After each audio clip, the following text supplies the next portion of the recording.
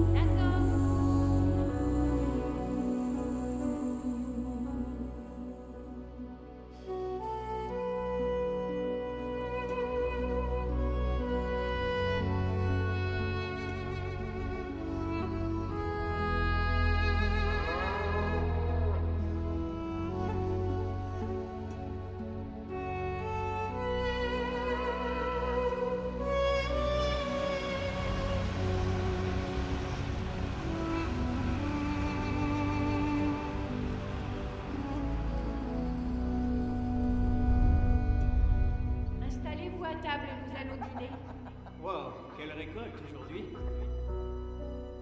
On a travaillé dur, mais on va bien manger. Oui, c'est le ciel qui nous dispense la nourriture. C'est vrai, maman a raison. Tiens, prends-en un peu plus. Maman, tu en veux? Oui, s'il te plaît. Alors, qu'est-ce qu'on va semer l'an prochain? Pourquoi pas du maïs, des arachides? C'est une excellente idée.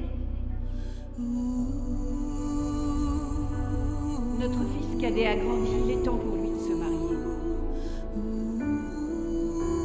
Pourquoi tu te fais du souci? Nos enfants ont leur propre destin. Je m'inquiète toujours pour mes enfants. Ça fait longtemps qu'il ne s'est pas retrouvé en famille. Oui, c'est vrai.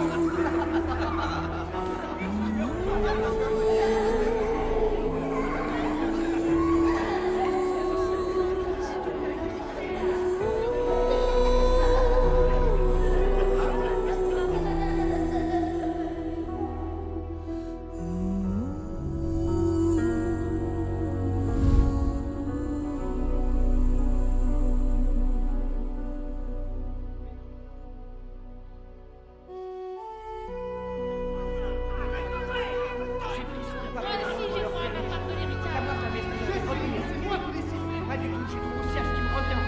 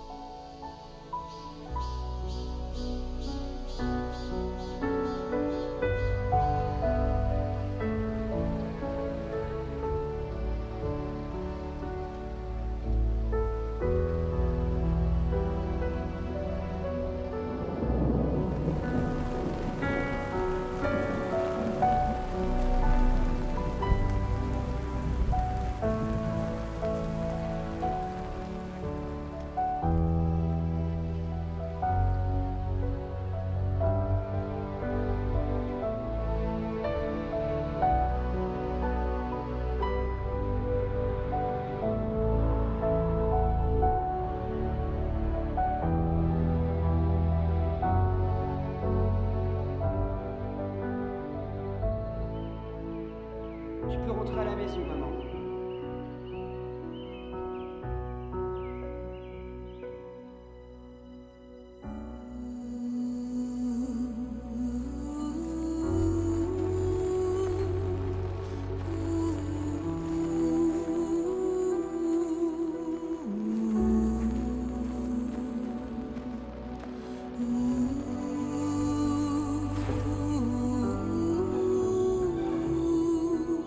Ah, te voilà.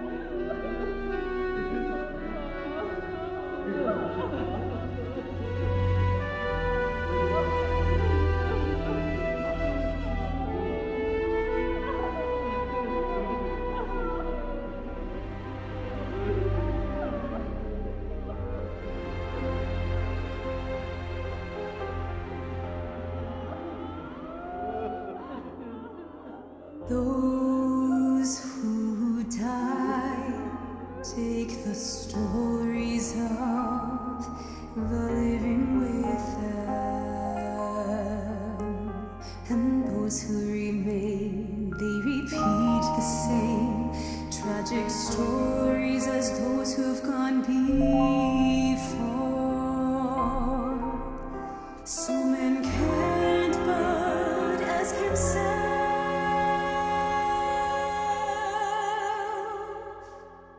oh, he has to wonder, why do we live, and why do we have to die?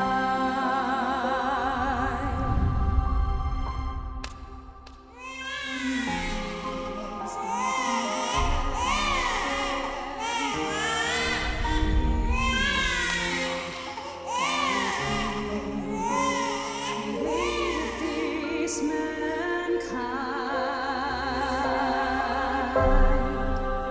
a creation of Mother Nature. Is this really how man was made? Is mankind in control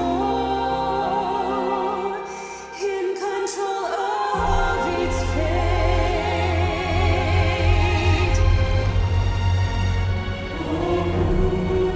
Who's this world? Who's this world? And who is the creator of man? A creation of Mother Nature. Is this really how man was made? And is mankind in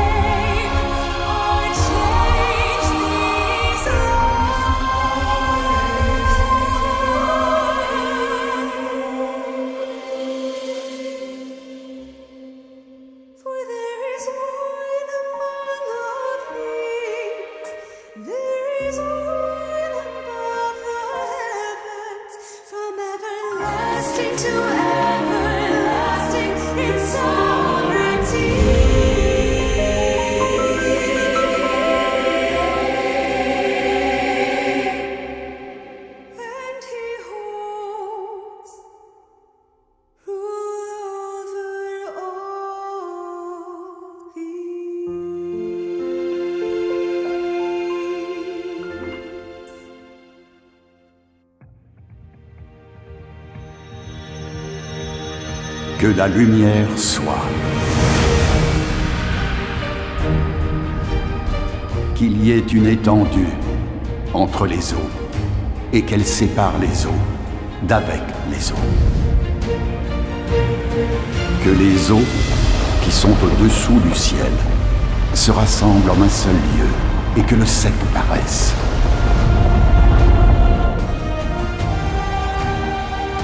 Qu'il y ait des luminaires dans l'étendue du ciel. Que les eaux produisent en abondance des animaux vivants.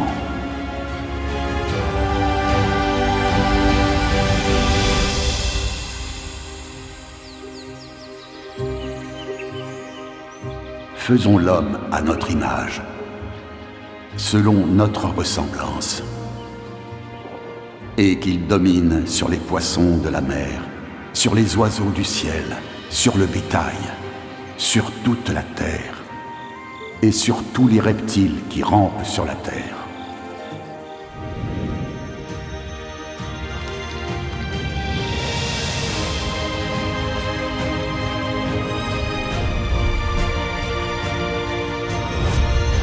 Voici, je viens bientôt, et ma rétribution est avec moi, pour rendre à chacun selon ce qu'est son œuvre.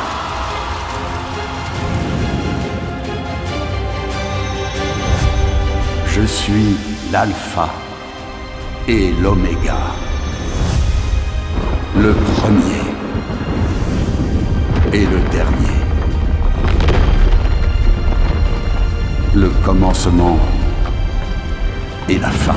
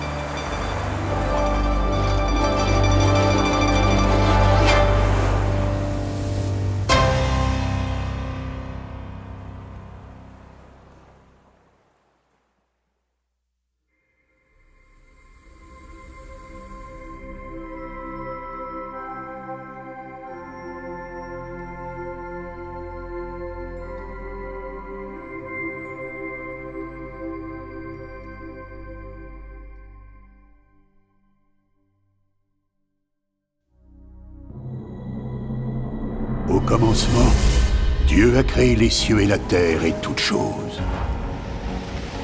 Un nouveau monde vibrant est né.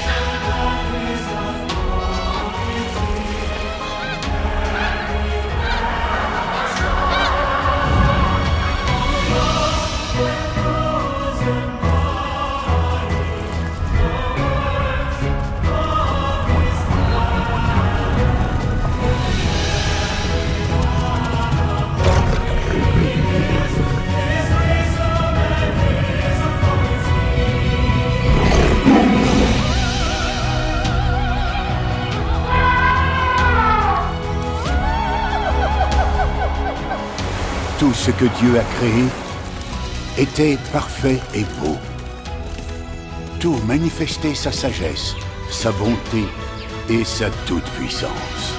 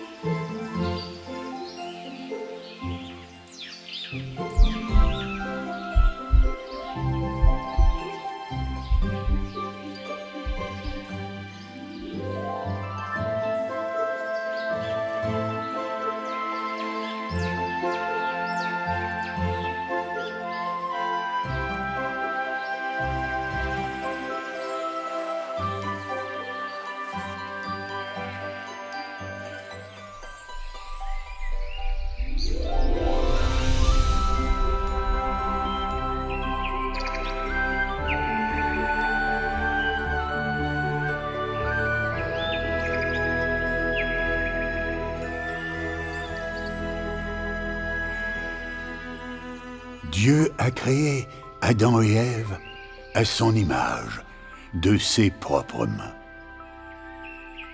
et a soufflé sa vie même en eux. L'Éternel Dieu les a placés dans le jardin d'Éden et leur a dit : « Tu pourras manger de tous les arbres du jardin, mais tu ne mangeras pas de l'arbre de la connaissance du bien et du mal, car le jour où tu en mangeras, tu mourras. »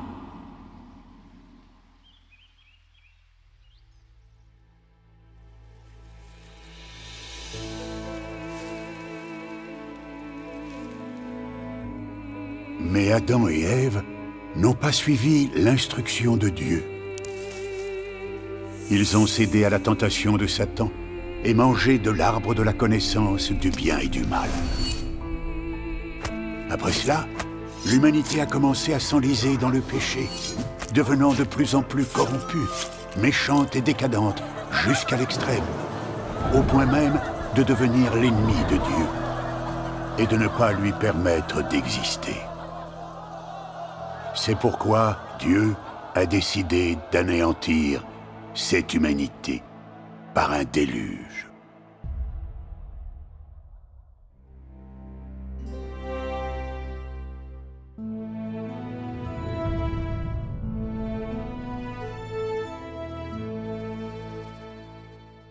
Un jour, l'Éternel Dieu s'est approché de Noé.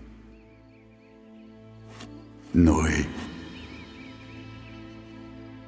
Noé. Oh, mon Seigneur!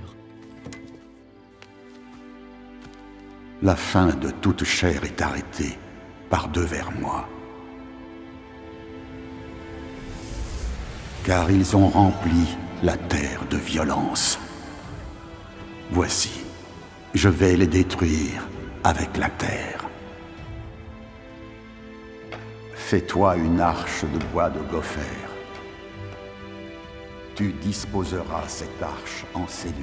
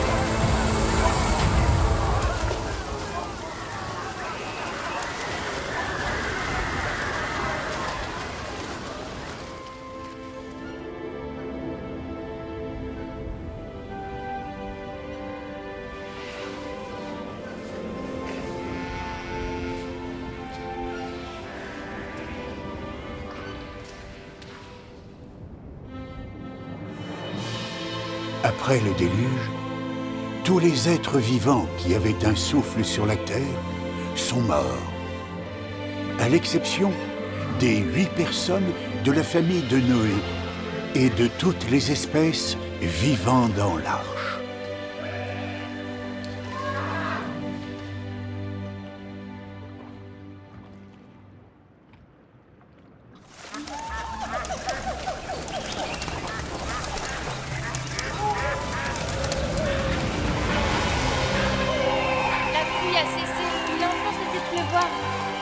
Regardez, le soleil apparaît et le ciel se dégage. La mer est si calme. Regarde, mon Dieu, comme c'est beau.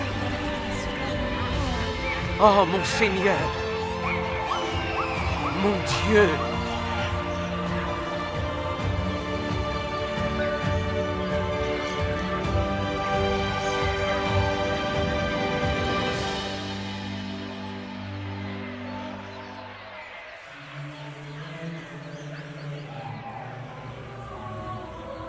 Ils ont continué à proliférer sur la terre jusqu'à ce jour. Dieu a établi une alliance avec eux. Il ne détruirait plus jamais la terre par un déluge. Et l'arc-en-ciel que l'on voit aujourd'hui est la preuve de l'alliance de Dieu avec l'homme.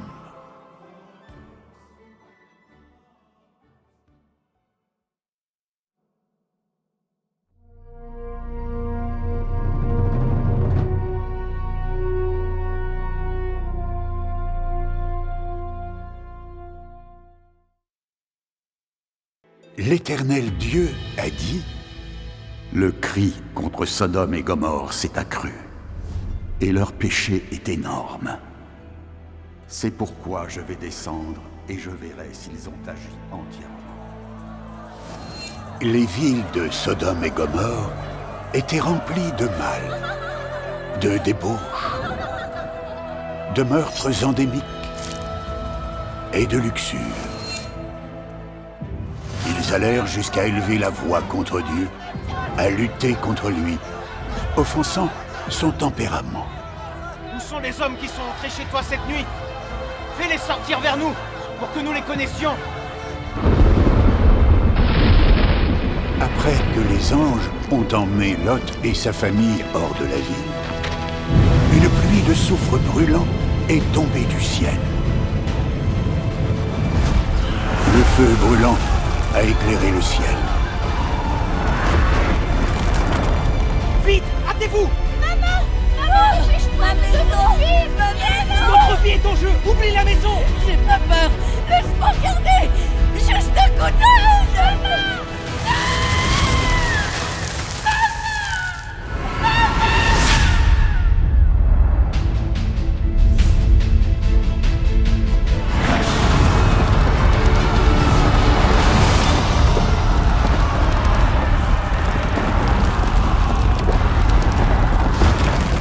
Sodome et Gomorrhe et tous leurs résidents furent réduits ensemble,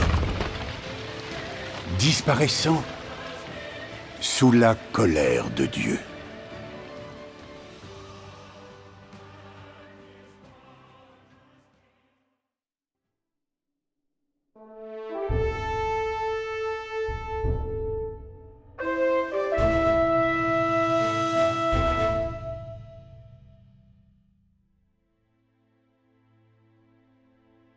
Les Israélites, descendants d'Abraham, ont fui pour aller vivre en exil en Égypte à cause de la famine.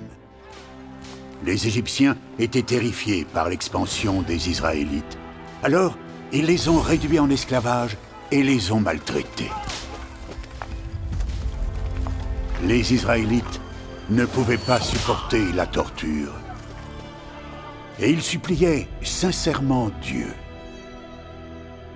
Dieu a entendu leurs prières et a décidé de conduire les Israélites hors d'Égypte. Il a ensuite fait appel à Moïse. Moïse, voici, les cris d'Israël sont venus jusqu'à moi. Et j'ai vu l'oppression que leur font souffrir les Égyptiens. Maintenant, va, je t'enverrai auprès de Pharaon, et tu feras sortir d'Égypte mon peuple, les enfants d'Israël. Moïse est allé voir le pharaon égyptien avec l'ordre de Dieu. Mais le pharaon a absolument refusé de libérer les Israélites. Le pharaon obstiné n'a pas cédé.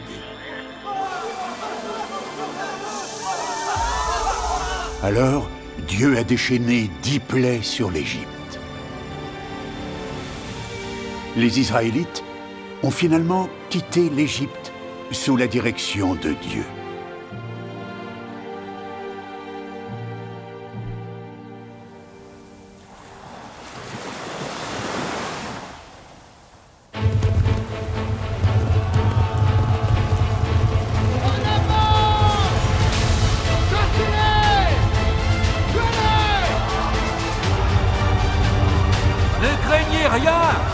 Restez en place et regardez la délivrance que l'Éternel va vous accorder en ce jour. Toi, lève ta verge, étends ta main sur la mer, et fends-la.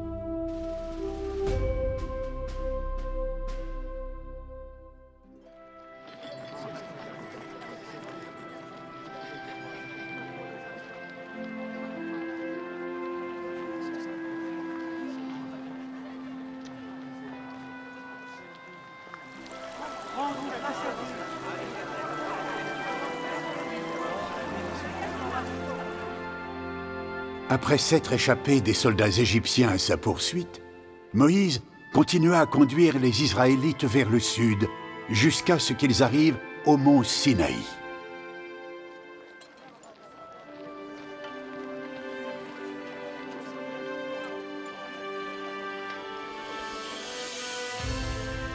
L'Éternel Dieu est descendu sur le mont Sinaï dans la gloire et a donné ses commandements aux Israélites par l'intermédiaire de Moïse.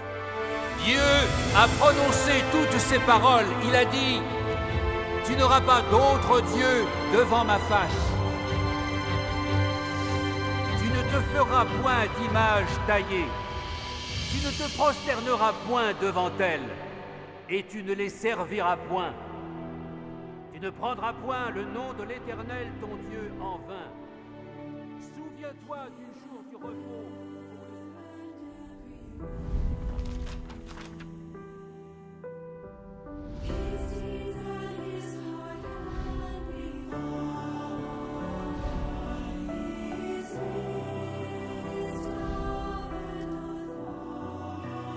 Après avoir conduit les Israélites hors d'Égypte, Dieu a donné des lois sous forme de commandements, d'enseignements, de prohibitions et de décrets. 613 lois au total, après compilation par les générations suivantes. Ces lois avaient pour but d'instruire les gens et de leur apprendre explicitement comment adorer Dieu et comment vivre sur cette terre.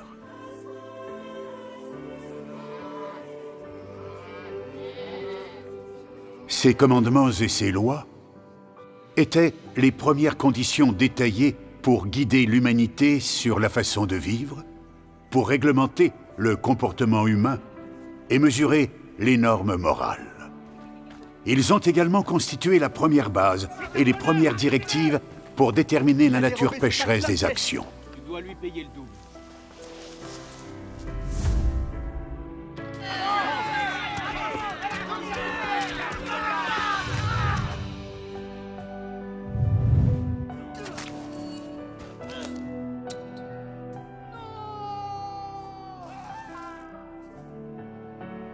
Ils ont fourni des signes et des normes pour les générations futures sur l'établissement de la Constitution. Ils ont également posé les bases nécessaires au perfectionnement des systèmes juridiques pour les générations futures. De nombreuses dispositions légales et de nombreux concepts juridiques modernes ont été profondément influencés par ces lois. Par exemple, le meurtre, le viol, le vol, la diffamation et le détournement de fonds ont été établis comme des crimes en se fondant sur les 10 commandements. Les 10 commandements et les lois que l'Éternel Dieu a données aux Israélites n'ont pas seulement eu un impact profond sur le droit humain. Ils ont également joué un rôle critique dans l'établissement et la formation d'une civilisation morale et des institutions démocratiques dans les sociétés humaines.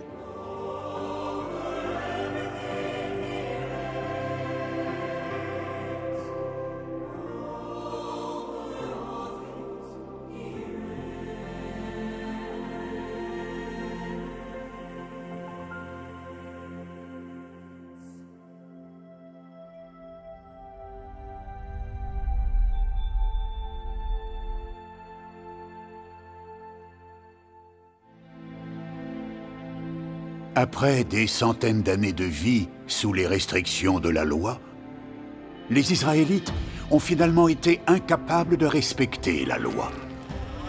Ils violaient constamment les enseignements de la loi et tout le monde risquait d'être condamné ou mis à mort par la loi. Ils ont également été la proie répétée d'autres peuples et ont été soumis aux tourments de la guerre et de l'oppression.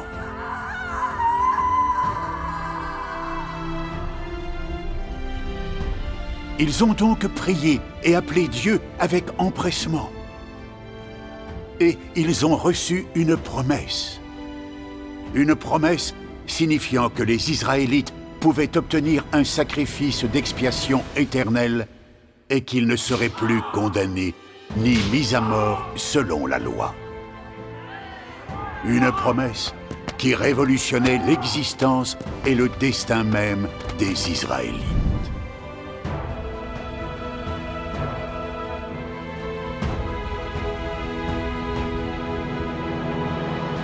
Ainsi, l'Éternel Dieu a parlé aux Israélites par le truchement d'un prophète.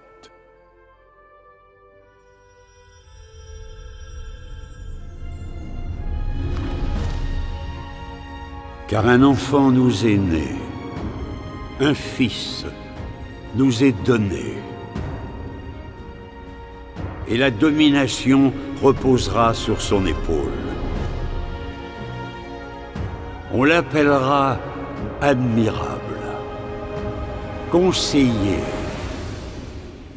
Dieu puissant, Père éternel, Prince de la paix.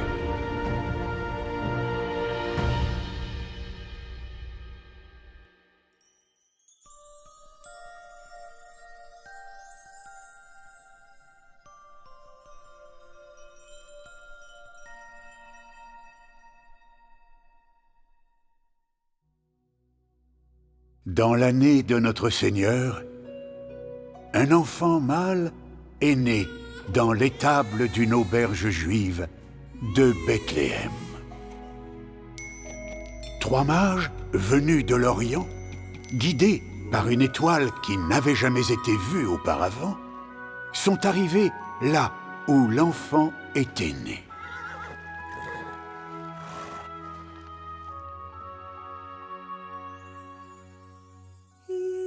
Ils se sont prosternés devant lui en adoration. Cet enfant était celui que Dieu avait promis, celui qui guiderait les Israélites et leur offrirait la rédemption vis-à-vis de la loi.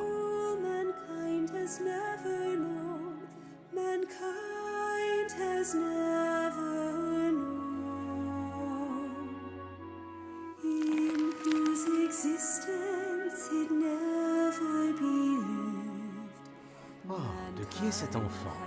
Il possède une telle sagesse. Yet he is the one who breathed into the first man and gave life to all mankind. Heureux les pauvres en esprit, car le royaume des cieux est à eux. Heureux ceux qui ont faim et soif de la justice, car ils seront rassasiés.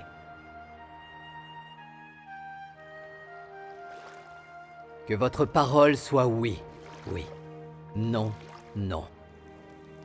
Ce qu'on y ajoute vient du malin.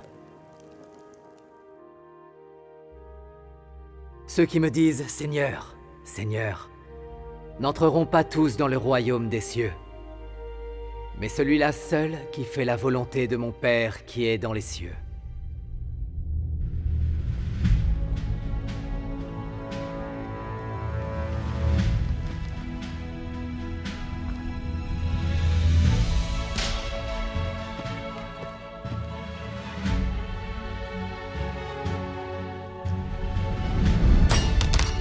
La venue du Seigneur Jésus-Christ a mis fin à l'esclavage du péché pour les Israélites. Ils n'ont plus eu à faire face au danger d'être condamnés ou exécutés pour leur incapacité à respecter la loi.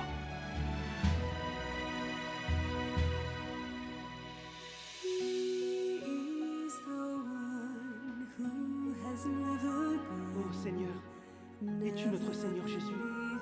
Et voici, j'enverrai sur vous ce que mon Père a promis. Thomas, avance ici ton doigt et regarde mes mains. Avance aussi ta main et mets-la dans mon côté. Et ne sois pas incrédule, mais crois. In whose existence it never believed, mankind Mon Seigneur et mon Dieu. Parce que tu m'as vu, tu as cru. Heureux ceux qui n'ont pas vu et qui ont cru.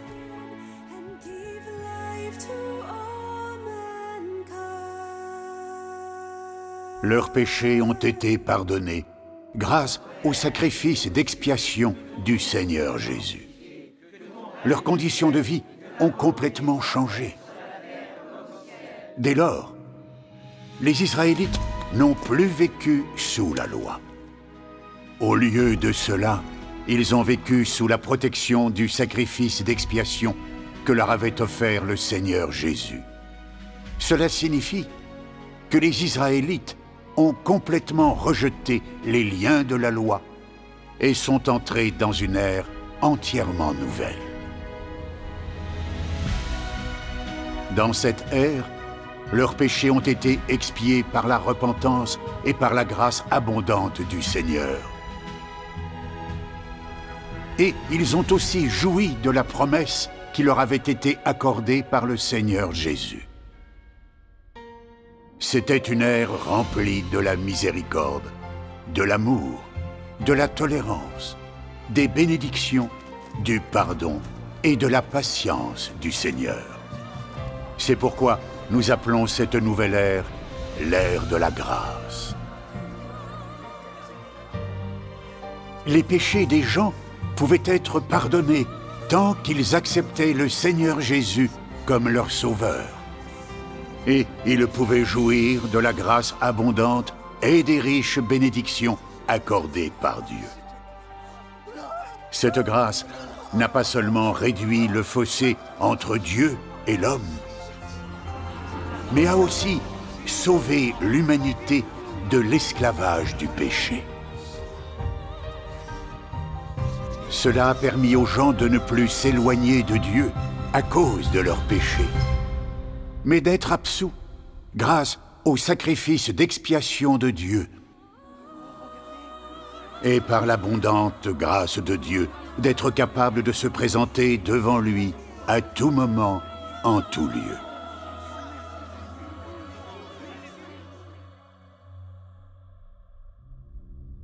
La venue du Seigneur Jésus a mis fin à l'ancienne ère des contraintes de la loi et a fait entrer l'humanité dans une nouvelle ère. En même temps, elle a amélioré la relation entre Dieu et l'homme et a ouvert un nouveau commencement, un nouveau départ pour l'œuvre de gestion de Dieu au sein de l'humanité.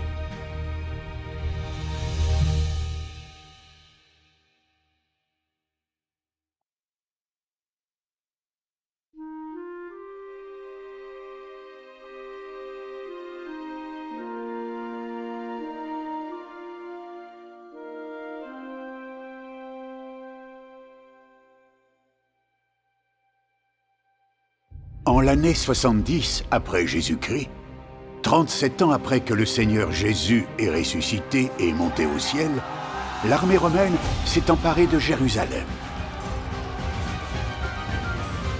Les Juifs de la diaspora ont erré sur la terre après avoir été chassés de la terre d'Israël.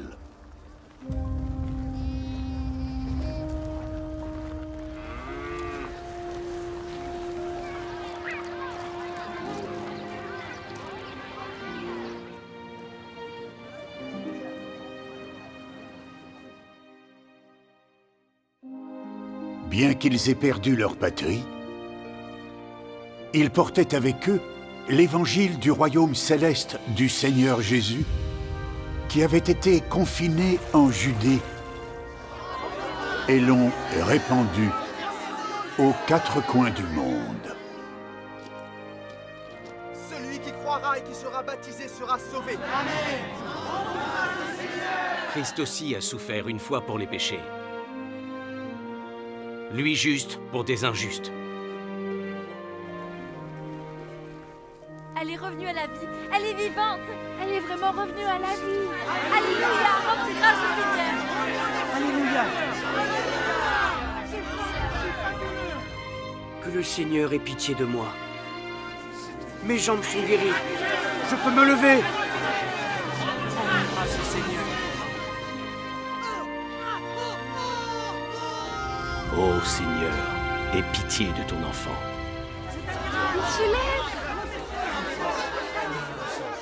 Notre Père qui es aux cieux, que ton nom soit sanctifié, que ton règne vienne.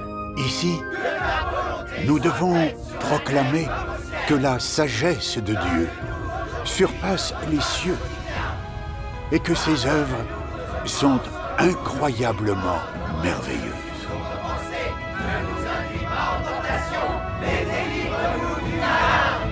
Car c'est à toi qu'appartiennent dans tous les siècles le règne, la puissance et la gloire.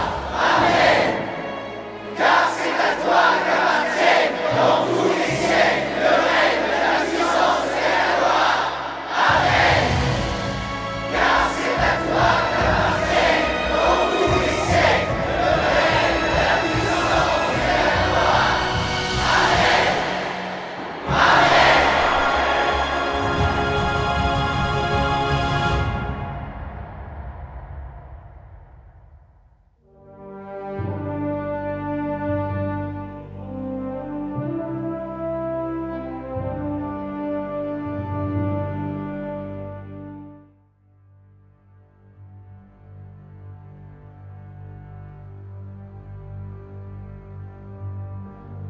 L'année 27 avant Jésus-Christ a été l'avènement de l'âge de l'Empire romain. Son pouvoir s'est progressivement étendu et il est devenu un vaste empire couvrant l'Europe, l'Asie et l'Afrique et dominant la Méditerranée. Il régnait sur environ 1/5 de la population mondiale de l'époque. Après la prise de Jérusalem par l'Empire romain et l'expulsion des Juifs d'Israël, le christianisme s'est répandu dans tout l'Empire romain. Cette bonne nouvelle du royaume sera prêchée dans le monde entier pour servir de témoignage à toutes les nations. En 313 après Jésus-Christ, l'empereur romain Constantin Ier a légalisé le christianisme. Des années plus tard, il est devenu la religion officielle de l'État. Le développement de ces événements a fait progresser la propagation et l'expansion du christianisme dans toute l'Europe, l'Asie et l'Afrique, à toute l'humanité, et a posé les fondations du christianisme parmi la classe dirigeante et les gens du peuple à travers ces continents. Bien sûr, cela a influencé la vie des gens sur toute l'étendue de ces continents, dans des domaines comme la foi, la réflexion, la morale et les habitudes sociales.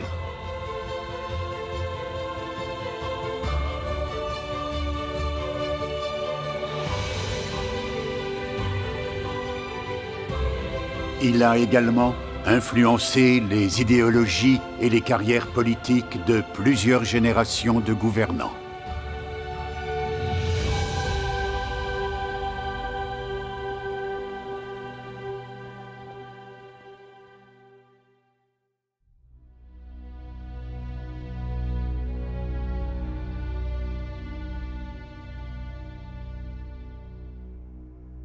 La grande diffusion du christianisme dans l'Empire romain et l'expansion de son influence ont semé un vent de panique parmi les dirigeants de Rome.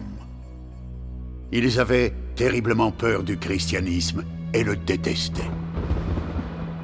Pour empêcher le christianisme de prendre le pouvoir, ils ont sauvagement persécuté le christianisme et assassiné un grand nombre de chrétiens.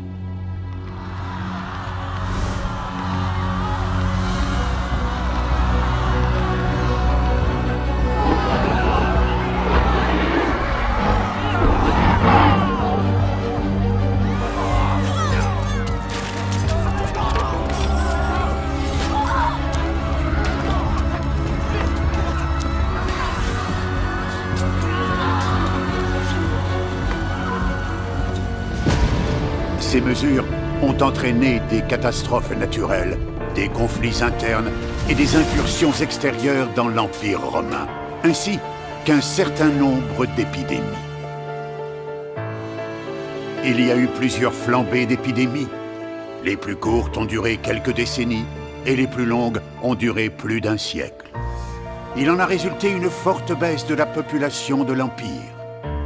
L'ancien Empire romain, autrefois puissant, était en déclin.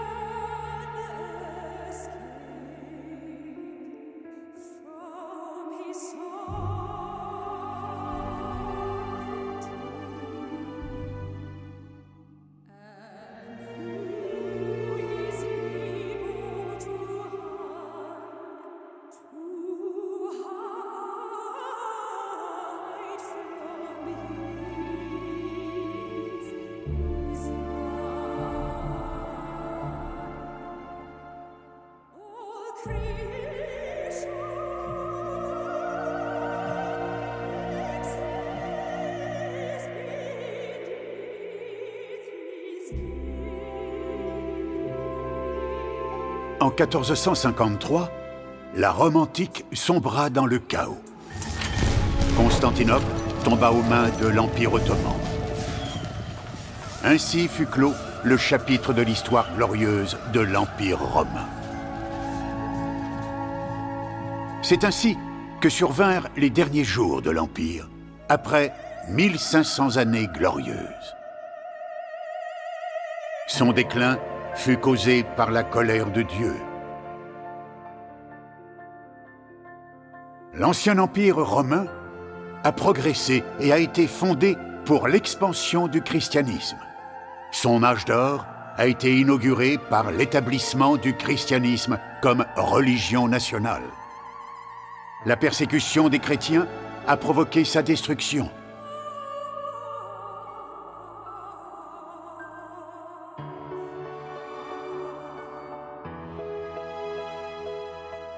Bien que l'Empire romain ait disparu de l'horizon et quitté la scène de l'histoire, sa mission, ainsi que son développement et son existence dans l'histoire de l'humanité, ont eu un effet indélébile sur les générations suivantes.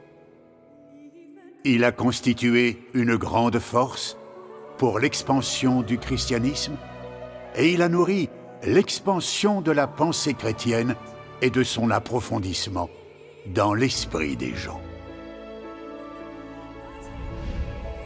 Bien que la prospérité de la Rome antique soit une chose du passé, l'influence du christianisme sur l'humanité n'a pas pris fin.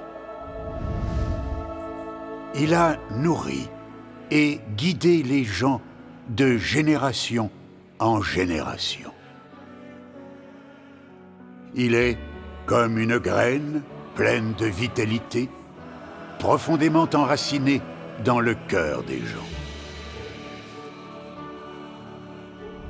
Il n'a pas seulement ouvert l'esprit des gens et guidé la Renaissance, il a aussi fourni une direction et une inspiration entièrement nouvelles pour le développement de l'humanité dans tous les domaines de la vie. C'est ce qui a conduit à l'explosion de l'art, de la culture et de la science en Europe de manière inédite.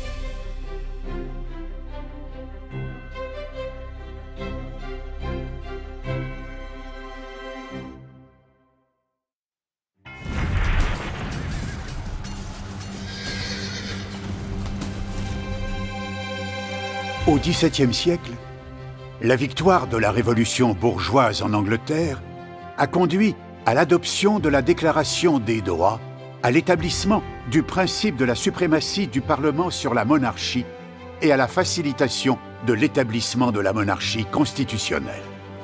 En conséquence, l'Angleterre est devenue la première monarchie constitutionnelle, ouvrant l'ère de l'abolition des monarchies féodales et de l'établissement des monarchies constitutionnelles par l'humanité. Après que la monarchie constitutionnelle britannique a été établie, la France, l'Allemagne, l'Italie et l'Autriche ont suivi. Les révolutions bourgeoises ont éclaté, et ces pays, l'un après l'autre, ont vu leur régime autocratique féodal renversé. Ils ont établi leur propre constitution et établi leur propre monarchie constitutionnelle.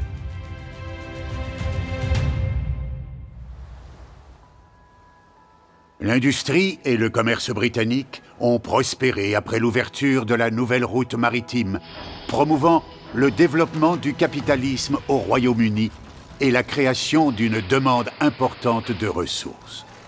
Alors que le Royaume-Uni développait son commerce extérieur, il a aussi progressivement élargi l'étendue de ses pillages coloniaux et l'expansion de ses colonies. Certaines nations et certaines régions d'Europe, d'Afrique, d'Asie, d'Amérique du Nord, d'Amérique du Sud, d'Océanie et d'Antarctique, ainsi que dans le Pacifique, l'Atlantique, l'océan Indien, l'océan Antarctique et l'océan Arctique, toutes sont devenues des colonies britanniques les unes après les autres.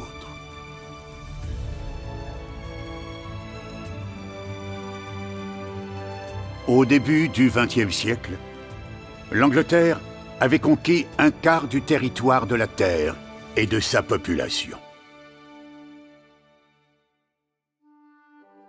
Pendant l'expansion coloniale de l'Angleterre, des connaissances et une réflexion avancée dans les domaines suivants, tels que les systèmes politiques occidentaux, la culture, les religions, l'éducation et la médecine, ont été introduites dans les colonies. Les anciens ordres des pays colonisés ont été renversés et les idéologies féodales préexistantes ont été détruites. C'est ainsi que les colonies se sont engagées, sans le savoir, sur la voie de la démocratie constitutionnelle. La situation des sociétés rigides, stagnantes, fermées et arriérées des colonies a ainsi connu un tournant, leur insufflant ainsi une nouvelle vie. Il s'agit d'une contribution durable au développement de tous les aspects des colonies. Docteur, s'il vous plaît, sauvez mon frère.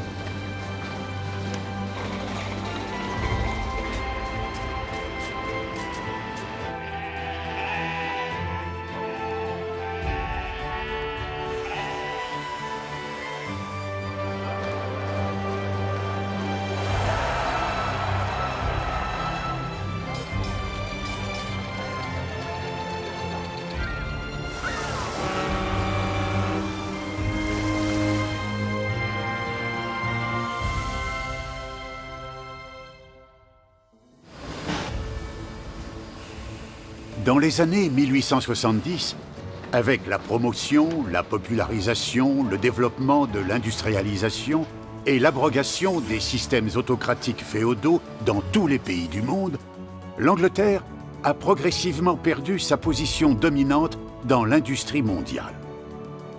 Et après les 2 guerres mondiales, ces colonies ont, une par une, accédé à l'indépendance. L'Angleterre se dirigeait vers le déclin, achevant sa mission dans l'histoire.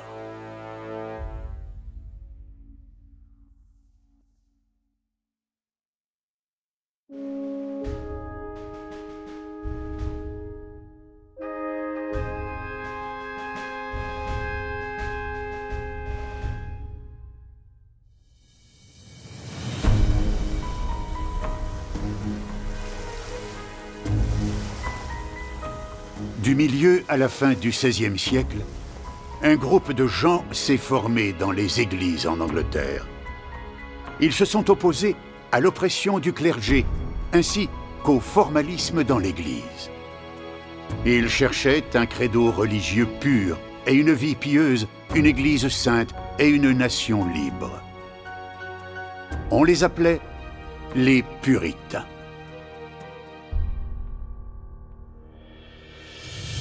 En 1604, la famille royale britannique a ordonné à tous les Puritains de retourner à l'Église d'État et d'obéir à l'évêque. Sinon, ils risqueraient d'être expulsés ou même exécutés. Les Puritains ont donc été forcés de quitter l'Europe et de se diriger vers l'Amérique du Nord. Après cela, un grand nombre de Puritains les ont suivis en Amérique du Nord. Certains d'entre eux venaient des universités d'Oxford ou de Cambridge. Ils étaient généralement plus instruits que la plupart des Européens. Ils ont défendu les concepts d'autonomie, d'égalité et de démocratie, ainsi que les enseignements de Dieu. Ils ont également imprégné de ces choses la Déclaration d'indépendance des États-Unis et la Constitution américaine. Sans les Puritains, les États-Unis n'auraient pas vu le jour. Et la séparation des trois pouvoirs n'aurait jamais été mise en place.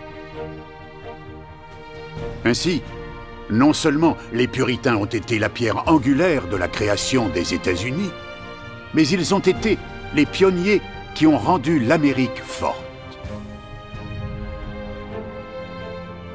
Le 4 juillet 1776, lorsque la Déclaration d'indépendance des États-Unis a été adoptée, un pays indépendant en plein essor et multiethnique est né en Amérique du Nord. Ce sont les États-Unis que nous connaissons aujourd'hui. Washington, le premier président des États-Unis, a déclaré « Considérant que c'est le devoir de toutes les nations de reconnaître la providence de Dieu Tout-Puissant, d'obéir à sa volonté, d'être reconnaissante pour ses bienfaits et humblement implorer sa protection et sa faveur. »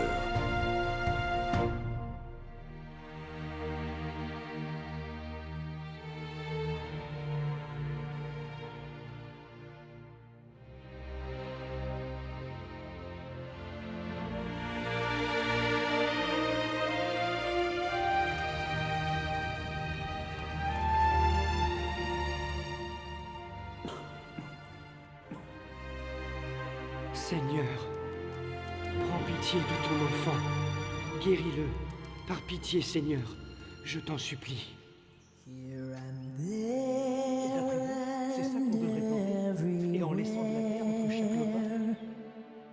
His deeds and his power can be found.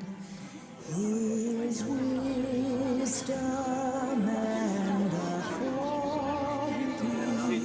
Merci pour tes soins. Seigneur, merci pour ta grâce et ta bénédiction. Amen. You and there and everywhere. Oh Seigneur, la sécheresse persiste. Prends soin de tes enfants, s'il te plaît. S'il te plaît, fais pleuvoir sur la terre et l'arrose les cultures desséchées. Seigneur. And authority everywhere. Grâce à mon Seigneur, il pleut. Alléluia. Gloire à mon Seigneur. All the laws and all the rules and Oh Seigneur, tu es notre refuge. Permets-nous de nous reposer dans tes bras. Seigneur, s'il te plaît, sois avec nous.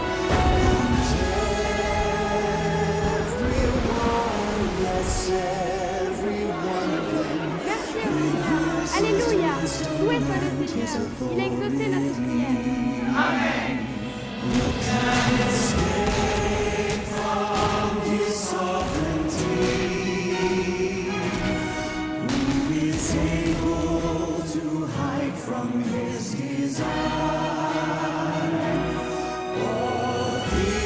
things exist beneath his gaze.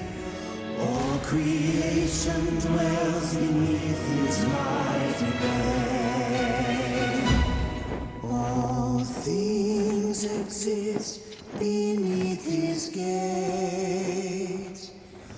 All creation dwells beneath his mighty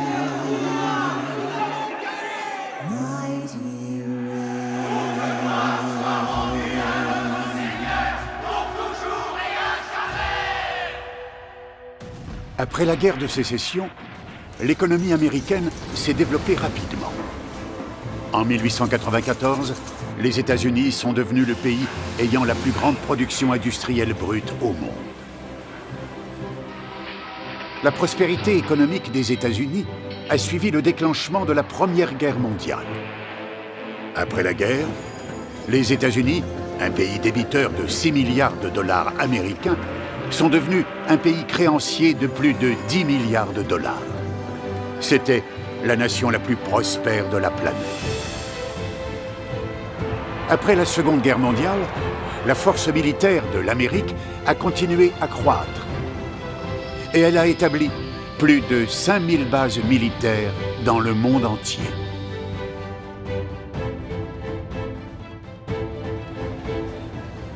D'un point de vue économique ou militaire, les États-Unis étaient devenus une superpuissance mondiale incontestée. Ainsi s'est établie leur position politique dans le monde.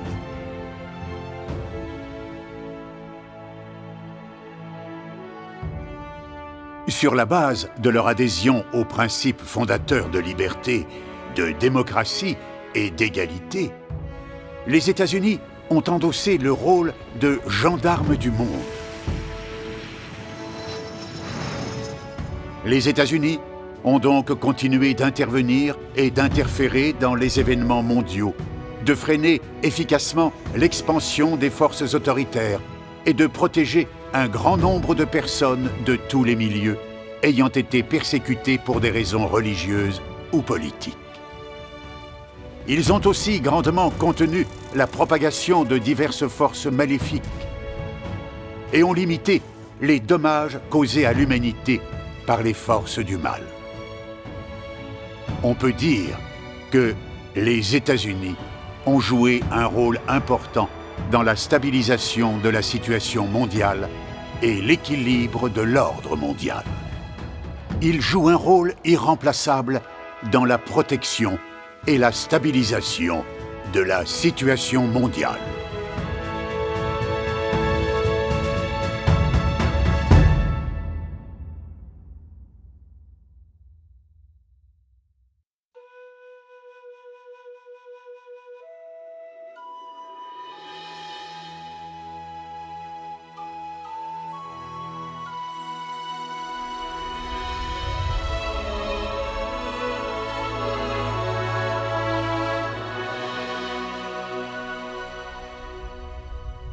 Humankind exists and dies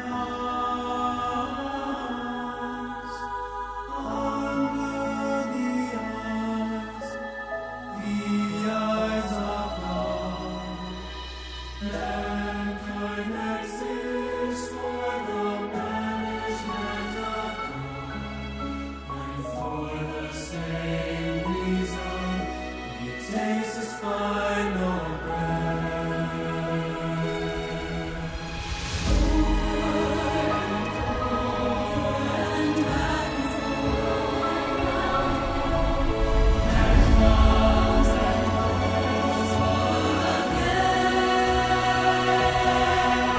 Moïse. Mon oreille avait entendu parler de toi.